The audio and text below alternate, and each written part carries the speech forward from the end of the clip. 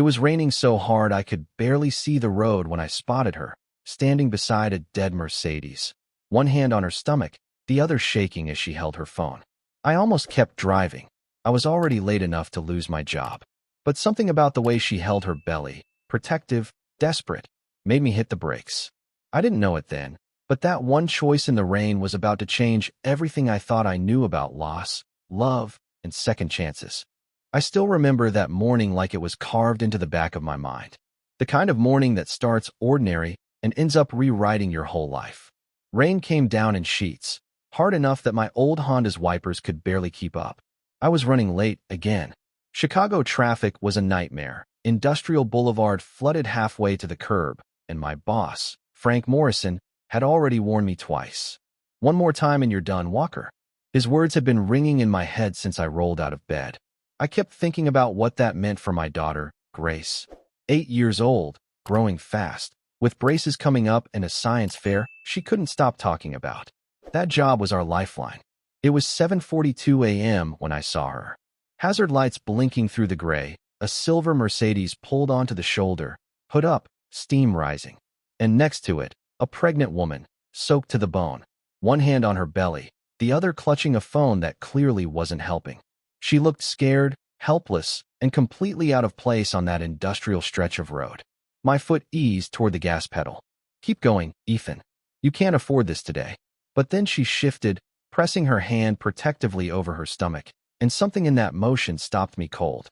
My late wife, Claire, used to do the same thing when she was pregnant with Grace, one palm over the bump, like she could shield their whole world with that gesture. I pulled over.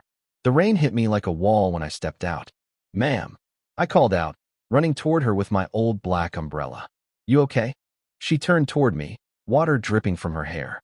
Her face was delicate, early 30s maybe, but her eyes looked older, guarded, like she'd had to figure out life the hard way. "My car just died," she said, her voice shaking. "And the tow company said 45 minutes. I can't just stand here." She winced, pressing both hands on her belly. "Come on," I said. "You can wait in my car. It's warm." She hesitated, studying me like she was trying to read if I was the kind of man she could trust. "I don't even know you." "Ethan Walker," I said, trying to sound steady. "Work over at Valmont Industries. Got a daughter, 8 years old. I just know what it's like to worry about keeping someone safe." Her expression softened a little. "I'm Lauren," she said finally, letting me guide her to my car. The heater roared as I handed her some napkins from the glove box. She dabbed her face, and I tried not to look at the clock. 7:51, 9 minutes left before I was officially late. "Thank you," she said quietly. "You didn't have to stop." "Couldn't drive past," I said. "When are you due?" 6 weeks. She rubbed her belly absently. "I was heading to a prenatal appointment." She looked tired in a way that wasn't just about the rain. There was loneliness in her face, the kind I recognized from mirrors. "First one?" I asked. She nodded. "Yeah, I've done everything right. Took time off, followed all the rules, and then this happens." "Cars break down," I said. "Doesn't mean anything's wrong. You're doing fine." She gave me a small, genuine smile. "Your wife must appreciate how calm you are." My throat tightened. "My wife passed away 2 years ago. Heart condition. Just me and my girl now." Her eyes softened immediately. "I'm so sorry." "We manage," I said. "Grace is tough. Smarter than me most days." For a few minutes, the storm outside faded. We talked about kids and the kind of courage that comes from being scared but doing it anyway. When the tow truck finally showed up, I helped transfer her things and made sure she got in safely. She squeezed my hand before stepping into the cab. "Thank you, Ethan. You didn't have to stop, but you did. Not many people would." I nodded, rain dripping down my face. "Take care of yourself and that little one." Driving away, I caught her reflection in the rearview mirror, still standing there in the rain, one hand on her belly, watching my car disappear. By the time I reached the parking lot at Valmont, my shirt was soaked through, my shoes squishing with every step. The clock read 8:47 a.m. I knew I was finished before I even reached my desk. The elevator doors slid open and I stepped into the third-floor maze of cubicles, dripping like I'd swum there. People glanced up, then down, then pretended their keyboards needed immediate attention. My ID beeped at the turnstile like it was scolding me. Frank Morrison was already parked at my desk, arms folded, jaw clenched, the color of a fire hydrant. Walker. Office. Now. His office always smelled like burnt coffee and old arguments. He didn't sit, so I didn't either. He looked at the clock like it had personally offended him. 47 minutes late. I can explain, I said. There was a woman, pregnant, stranded in the storm. He actually laughed. A pregnant woman is why you're late. Chicago's full of them. You plan to save all of them on company time. I'm saying I wasn't going to leave her on the shoulder in a downpour, I said, keeping my voice steady. Tow truck was 45 minutes out. I got her warm and waited until help showed. Frank picked up a manila folder, tapped it twice, and slid it back like the verdict had been ready since sunrise. 3 warnings in your first month. You're done here. 10 minutes to clear your desk. For a second I thought about arguing, begging, promising. Then I pictured Grace's face when I promised her this job meant stability, and I knew pleading wouldn't change a man who treated rules like religion and people like paperwork. I nodded once and walked out. Those next 10 minutes stretched forever. I wrapped the power cord around my beat-up mug, the one Grace had covered in stickers, then slipped her school photo between 2 folders so it wouldn't bend. I added the half-dead succulent she'd insisted I bring to make your desk less boring, and try not to notice how everyone suddenly had a lot of very important emails to read. Security hovered nearby, not rude, just present. I signed a form I didn't bother to read, and carried my little box past the lobby where I dreamed I might one day belong for real. Outside, the rain had eased to a mist that beaded on my jacket and made my hands feel numb. I sat in the car with the box on the passenger seat and let my forehead rest on the steering wheel. The wipers ticked back and forth like a metronome for bad news. How do you explain to an 8-year-old that her dad lost the job he swore would keep the lights on because he pulled over for someone who needed help? My phone lit up with a number I recognized, the after-school program. Hi, Mr. Walker, just confirming next month's payment. The words landed like a punch.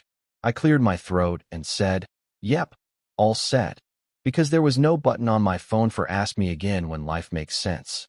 I called 3 listings on the drive home. 2 went to voicemail. 1 answered, listened to my experience, and said, we need someone with 5 years on SAP. I thanked him anyway. By dinner I'd applied to a dozen postings and reheated leftover pasta I wasn't hungry for. Grace asked why I was quiet. I said I just had a long day. She nodded in that way kids do when they know they're being handled. That night, after she fell asleep, I stared at our budget and tried to shave dollars from places that didn't have any extra. You can't cut the gas you already used. You can't coupon your way out of rent. I thought about calling my sister, then decided I'd rather fix the hole before I started asking for buckets. In the morning, I ironed my one good shirt and kept dialing. By lunch, I had 3 quick phone screens that all ended the same way. Polite, grateful, we'll be in touch. I did the math on how long the savings would last if everything went right, and how fast they'd vanish if even one thing went wrong. On the second day, I told Grace we'd do pancakes for dinner and smiled like it was a celebration instead of a cheap way to stretch eggs and flour. She told me about her volcano project and asked if I could come to the fair.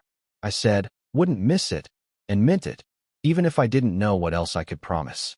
On the 3rd afternoon, I was rewriting my resume for the 4th time when the doorbell rang. Through the peephole, I saw a woman in a navy suit holding a thick envelope and standing like she was used to people opening doors for her.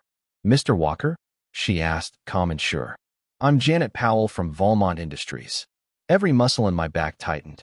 I figured they wanted a signature on something that made the firing extra official. I invited her in anyway. She sat, set the envelope on the table, and looked me in the eye. Our CEO reviewed your termination, she said, voice warm but businesslike. She found it unacceptable. You're reinstated with back pay, and she'd like to offer you a different role. I blinked. What? Executive assistant. You'd report directly to her.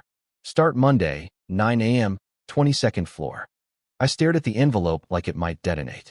How does the CEO even know who I am? Janet's smile had a secret tucked inside it. She has her ways. She stood, smoothing her jacket. Trust me, Mr. Walker. This is an opportunity you don't want to miss. When the door closed, the apartment felt strangely quiet, like the room was waiting for me to catch up. I opened the envelope. Reinstatement. New contract. A salary that made my chest tight with relief and a little fear.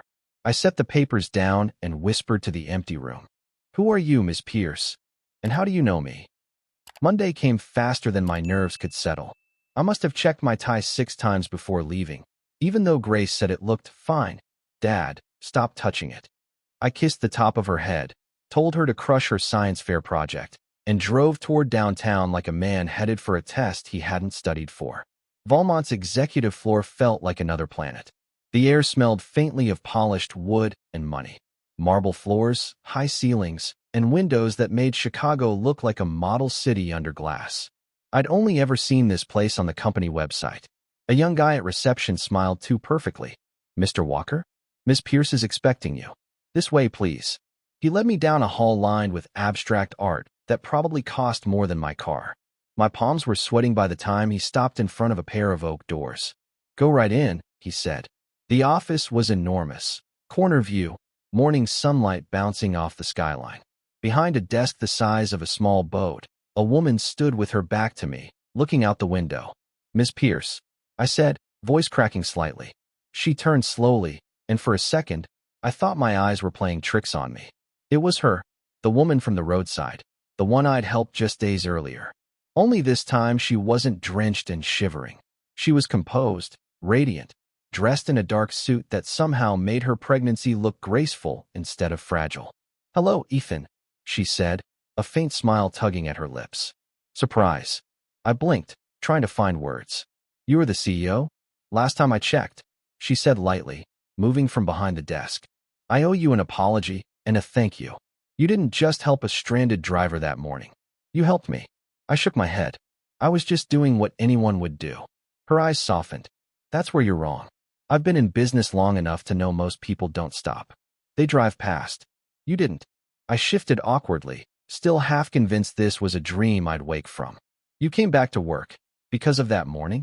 I did, she said. Something about the way you spoke stuck with me. The calmness, the kindness. I couldn't stop thinking about it. So I looked you up. I must have looked panicked because she laughed gently. Don't worry, nothing invasive.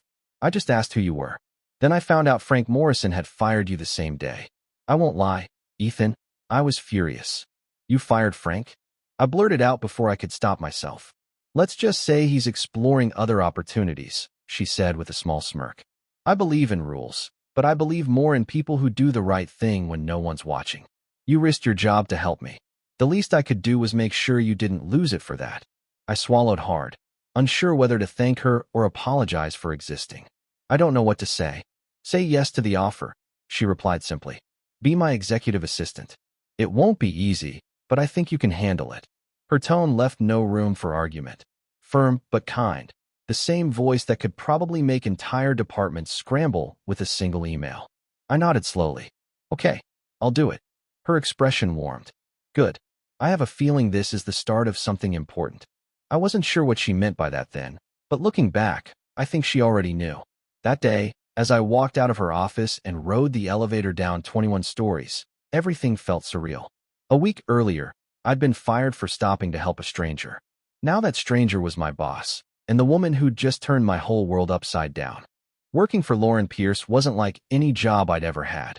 She ran her company with the kind of precision that made people straighten their posture just by hearing her heels in the hallway. Yet she treated me differently, not as an assistant, but as someone she genuinely respected. It threw me off at first. I wasn't used to being seen that way. The first few days, I mostly kept quiet and watched how she operated. Meetings ran like clockwork, her words sharp but never cruel. She could slice through a bad proposal in 10 seconds flat and still make the presenter thank her for the lesson. But in the moments between, the brief pauses before a meeting, or when she thought no one was watching, there was a weariness in her eyes, like she carried something heavier than a business empire. My main job was to keep her world from collapsing under its own weight. Calendar, emails, calls, reports. I learned fast. She noticed that. One night, about 2 weeks in, we were the last 2 people left on the 22nd floor. The city lights below looked like another universe. You know, she said without looking up from her laptop, you're not like most people who work here. I chuckled. Because I don't own a $2,000 pen? Her lips twitched into the faintest smile. Because you listen. Most people just wait for their turn to talk. We worked in silence for a while after that, The kind of quiet that isn't uncomfortable, just full. Then she closed her laptop and leaned back. Can I tell you something? Sure. I wasn't supposed to be out driving that day. She paused, glancing at her stomach, which was noticeably rounder now. Doctor told me to rest, but I couldn't. Being alone all day makes the walls close in. I nodded, saying nothing, letting her find her pace. I've had a long line of people I trusted end up hurting me, she said quietly. An ex who drained my savings. A fiancé who gambled everything we owned. A partner who turned out to already have a wife. So I stopped trying. I decided if I was ever going to have a family, I'd do it alone. IVF. No father. No lies. Just me. Her eyes glistened in the soft office light. I wanted a baby more than I wanted to breathe. But even after everything I've built, I still can't control the one thing that scares me most, losing him. I didn't know what to say. The truth was, her words hit a place I hadn't opened in a long time. You're brave, I finally said. Most people shut down after they've been hurt. You kept going. She laughed once, but it wasn't bitter. I don't feel brave. I feel tired. I smiled gently. Then maybe you just need someone to remind you you're not alone in this. For a long moment, she looked at me like she was seeing something unfamiliar but comforting.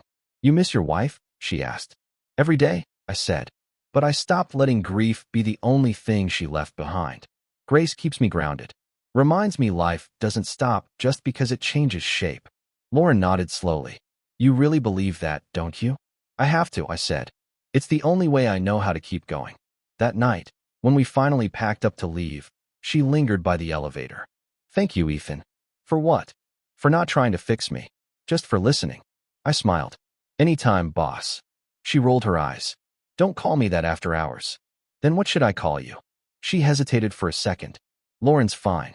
It was the first time I'd heard her name without the weight of a title attached to it. And as we stepped into the elevator, I realized something had shifted between us, something small but real. Not attraction. Not yet. Just trust. The kind that starts quietly, in the spaces between words, and builds into something that can't be undone. It happened on a Wednesday. I remember because Wednesdays had become our quiet rhythm. Late meetings, cold coffee, and that steady hum of rain against the windows that always seemed to follow us lately. Lauren had been pushing herself hard all week, ignoring her doctor's warnings to rest. She said it made her feel normal, useful. I told her she didn't need to prove anything to anyone. She just smiled that tired smile and said, maybe I do. That afternoon, we were reviewing contracts in her office when she stopped mid-sentence. Her pen dropped. Her hand went to her stomach. The color drained from her face. Lauren, I said, standing up fast. Her breath came sharp, uneven. Something's wrong, she whispered. Ethan, it hurts. I didn't think. I just moved. Grabbed her coat, her phone, her hospital bag she kept in the corner, just in case. By the time we reached the elevator, she was bent over, gripping my arm so tightly it left marks. The drive to Northwestern felt endless, even with my hazards on and the horn clearing traffic. She kept trying to breathe through the pain, her voice breaking every few words. He's too early. 34 weeks. This isn't right. You're gonna be okay, I said, trying to keep my voice steady. Just hold on. We're almost there. When we reached the emergency entrance, nurses rushed out before I even parked. They whisked her away in a wheelchair, calling codes and questions I couldn't process. One of them looked back and said, You family? I didn't know what to say, but I heard myself answer, yes. They let me follow her into triage until the doors closed behind a sign that said authorized personnel only. Then it was just waiting. White walls, fluorescent lights, the kind of silence that buzzes louder than noise.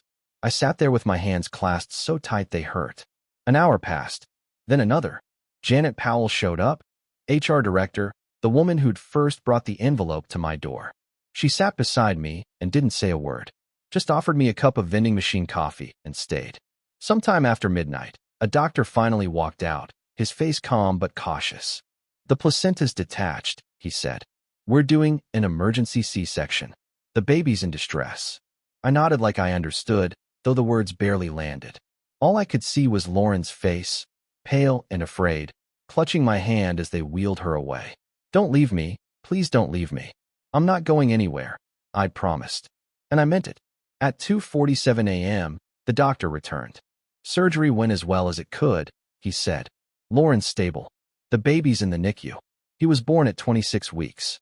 His lungs are severely underdeveloped. He paused, and that pause told me everything. The next few hours are critical. When I saw her in recovery, she looked small in the bed, wires everywhere. Her eyes fluttered open. My baby, she croaked. Where's my baby? They're taking care of him, I said. He's fighting. I want to see him. They'll let you soon. When they finally wheeled her to the NICU, she reached through the plastic incubator to touch the smallest hand I'd ever seen. Her son's chest rose and fell fast, too fast. He was barely the size of a football, his skin translucent, his heartbeat visible. He's perfect, she whispered. So tiny, but perfect.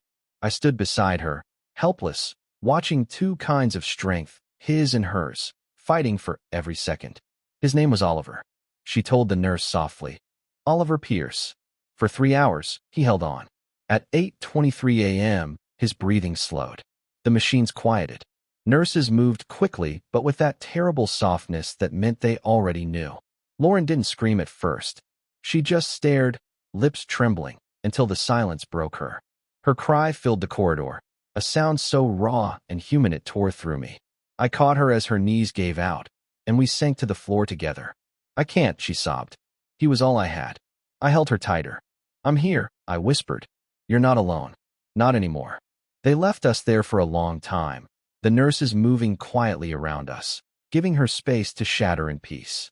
I'd lost someone before, but watching her lose Oliver made me realize something I hadn't understood when Claire died. Grief doesn't come in waves.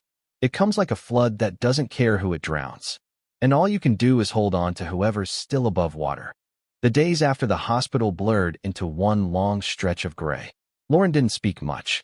She refused food, turned away nurses, stared at the ceiling as if the whole world had ended somewhere she couldn't reach anymore. Maybe it had. The flowers people sent wilted in their vases before she even noticed them. I stayed. I brought her water she didn't drink, sat beside her when silence was all she could stand. I'd seen grief before, but not like this. This hollow version that leaves a person breathing but absent. On the 5th night, I came in to find her holding the little blanket the nurses had wrapped Oliver in. Her voice was a whisper. Why are you still here, Ethan? Because no one should go through this alone. I chose to be alone, she said bitterly. No, I told her gently. You chose to protect yourself. That's not the same thing. She didn't answer, just turned her face toward the window. The city outside went on like nothing had happened. People laughing, lights glowing, taxis rushing past. Life kept moving, even when it shouldn't. On the 10th day, I brought Grace. I'd prepared her as best I could, told her that Ms. Pierce was very sad and might not want to talk. But when Grace walked into the room, she didn't hesitate. She just climbed up onto the bed, all 8 years of her heart wide open, and wrapped her arms around Lauren. Daddy says your baby went to heaven, Grace said softly. My mommy's there too. She'll take care of him until you get there. She's really good at taking care of people. Lauren broke. Not the quiet tears this time. The deep, shaking kind that sound like they're being pulled out of your soul. Grace just held her tighter, humming a tune I hadn't heard in years. One Claire used to sing when nightmares came. When Lauren finally fell asleep, exhausted, Grace looked up at me with those big brown eyes and whispered, She's gonna be okay, right? Eventually, I said. But it'll take time. Grace nodded with certainty only kids have. Then we'll help her. That's what we do. And she was right. When Lauren was finally released, I took her home to her penthouse overlooking the lake. It felt too big for one person. The place was spotless but empty, like a museum of success.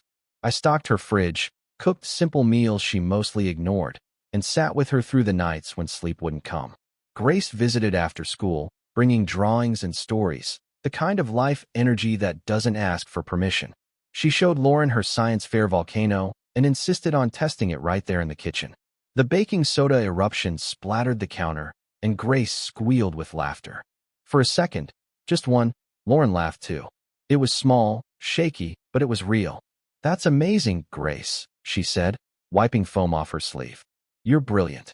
Dad helped me, Grace said proudly. We make a good team.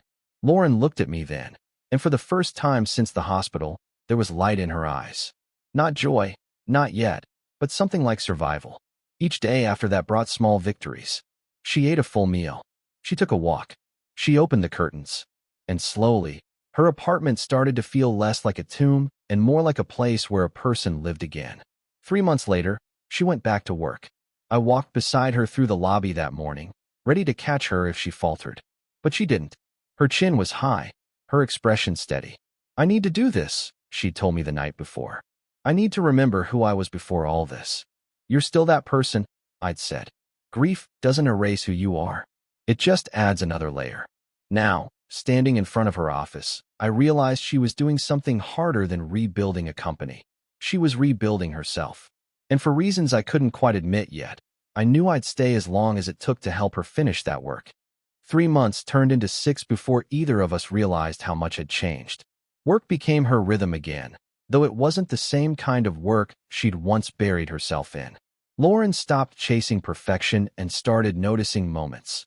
The sunlight through her office windows, the way Grace's laughter echoed in the hall when she came to visit, even the simple comfort of coffee shared at the right time of day.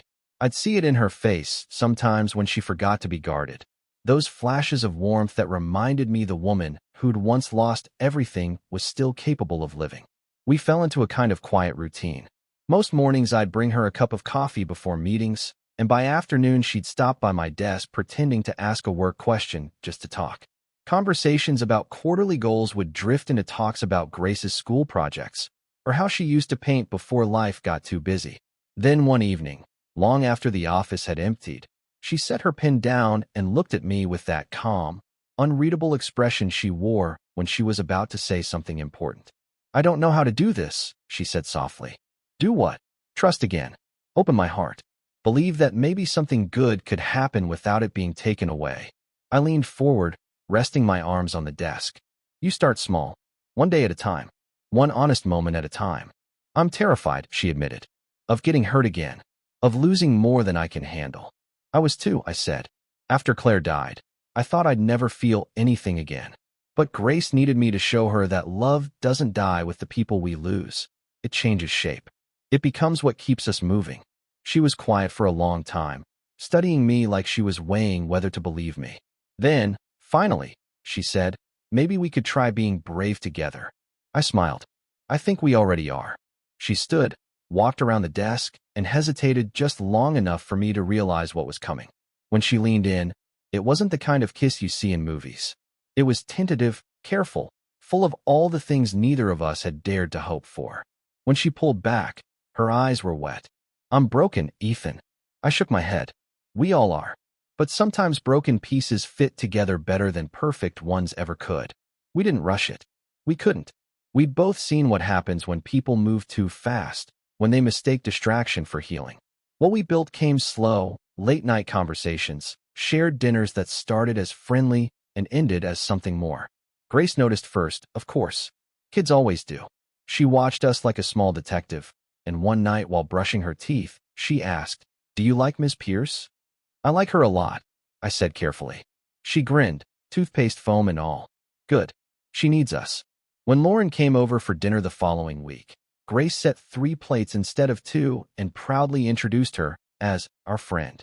Lauren smiled through tears, and that's when I knew. We weren't just 2 people surviving anymore. We were starting to live again.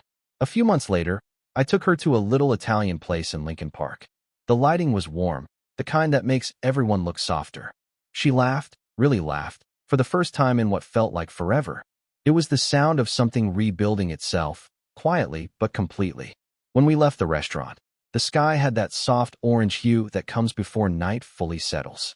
She slipped her hand into mine, and for once, it didn't feel like we were holding on to survive. It felt like we were holding on to stay. By the time a year had passed since Oliver's death, it was hard to tell where friendship ended and love began. We'd built something steady, quiet dinners, movie nights with Grace, early morning walks before the city woke up. It wasn't dramatic or rushed. It was patient, real. One evening, as the last office lights dimmed across Chicago, I asked Lauren to stay a little longer. She raised an eyebrow, amused. "Ethan, I'm the CEO. You can't make me work overtime." "It's not work," I said. "Just stay." She tilted her head, but smiled and agreed. When she turned to grab her things, I got down on one knee in the middle of her office. The same office where everything had changed for both of us. Grace was hiding behind the desk, barely able to contain her giggles. I held out the small velvet box that had been burning a hole in my pocket all week. "Lauren Pierce," I said, my voice shaking just enough to make her laugh. "A year ago, you turned my life upside down. You gave me back my job, but more than that, you gave me hope. You showed me that love doesn't die. It just waits for us to be ready again. You made me believe in tomorrow." Her hand flew to her mouth, tears spilling before I could even finish. "I want all my tomorrows with you," I said. "Will you marry me?" "Yes," she whispered, then louder. "Yes. 1,000 times yes." Grace popped up like a firecracker. She said yes. "Can I be the flower girl?" Lauren laughed through her tears, nodding. "You'd better be." We all ended up hugging in the middle of that office. 3 people who'd somehow built a family out of loss and second chances. And as if on cue, rain started tapping softly against the windows. The same sound that had started it all. Only this time, it felt like a blessing, not a storm. 6 months later, we got married in a small garden just outside the city. Grace took her job as flower girl with military precision, scattering petals like they were evidence of joy. Lauren wore a simple cream dress and carried white roses. When I saw her walking toward me, the world just stopped. Janet Powell officiated. She'd gotten ordained online just for us. "I've never met 2 people who deserve peace more," she said before pronouncing us husband and wife. When we kissed, Grace hooped loud enough for everyone to laugh. For the first time in years, I felt completely, unquestionably home. We spent our honeymoon weekend at a quiet inn near Lake Michigan. No big plans, no schedules. We walked beaches, talked about nothing, and sat under the kind of sunsets that make you believe in do-overs. It was there, as we watched the horizon fade, that Lauren whispered, "I want to try again." I turned to her. "You mean?" "I want a baby," she said softly. "I know it's terrifying. I know it might not work. But I don't want fear to be the only thing that decides for me." I took her hand. "Then we'll face it together. Whatever happens." She looked at me like she was searching for the truth behind my words, and when she found it, she nodded. "Together," she said. 2 months later, she stood in the bathroom holding 3 pregnancy tests lined up on the counter, all positive. Her hands trembled. "Ethan," she called. "Come here." When I saw her face, half shock, half joy, I didn't say a word. I just pulled her close. "How do you feel?" I asked quietly. "Terrified," she admitted, "but also hopeful." "Is that wrong?" "It's not wrong," I said, kissing her forehead. "It's brave, and you're allowed to be both." That night we lay awake, her hand resting on mine over the small curve of her stomach, both of us listening to the rain outside.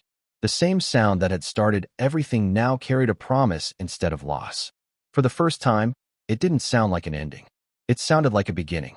Lauren's pregnancy wasn't easy, not physically, not emotionally. Every doctor's appointment came with a shadow of fear. Every quiet moment carried the memory of what we'd lost. But week after week, our baby kept growing, strong and steady. Grace talked to her future sibling every night. She'd press her little hand against Lauren's belly and whisper about volcano projects, bike rides, and how to make Dad laugh when he's grumpy.